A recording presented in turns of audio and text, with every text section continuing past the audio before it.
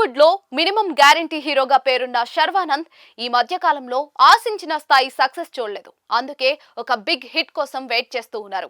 Serious కథలకు కాస్త break ఇచ్చి తనకు బాగా కలిసి వచ్చిన కామెడీ జానర్ ని ఈసారి నమ్ముకున్నారు. సామజ వరగమన లాంటి ఎంటర్టైనర్ ఇచ్చిన డైరెక్టర్ రామ్ అబ్బరాజుతో నారీ నారీ నడుమ మురారి సినిమా చేస్తూ ఉన్నారు. లేటెస్ట్ గా రిలీజ్ అయిన టీజర్ చూస్తూ ఉంటే ఇది శర్వానంద్ మార్క్ ఫన్ మూవీలా అనిపిస్తూ ఉంది. కానీ కథలో కొత్తదనం ఎంత ఉందనేది చూడాలి. కథ విషయానికి వస్తే ఇది తెలిసిన పాత ఫార్ములానే గుర్తు చేస్తుంది.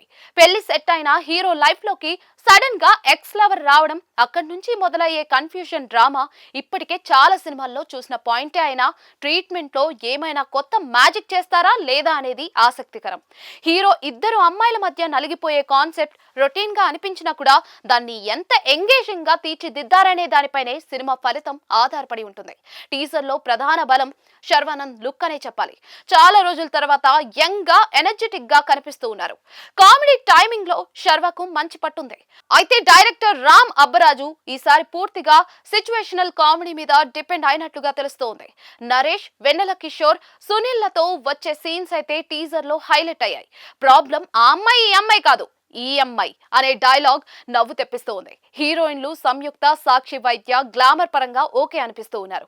అయితే టీజర్ లో చూపించిన కెమిస్ట్రీ సినిమా మొత్తం వర్కౌట్ అయితేనే ఆడియన్స్ కనెక్ట్ అవుతారు. విశాల్ చంద్రశేఖర్ మ్యూజిక్, నిర్మాణ విలువలు రిచ్ గా ఉన్నాయి. బ్యాక్గ్రౌండ్ స్కోర్ టీజర్ కు ప్లస్ అయింది.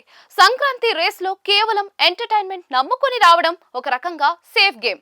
ఫ్యామిలీ ఆడియన్స్ ను టార్గెట్ చేసినట్లుగా క్లియర్ గా అర్థమైపోతుంది. కానీ పండక్కి గట్టి పోటీ ఉంటుంది కాబట్టి రొటీన్ కామెడీ కాకుండా కథనంలో పదనుంటేనే సినిమా నిలబడుతుంది.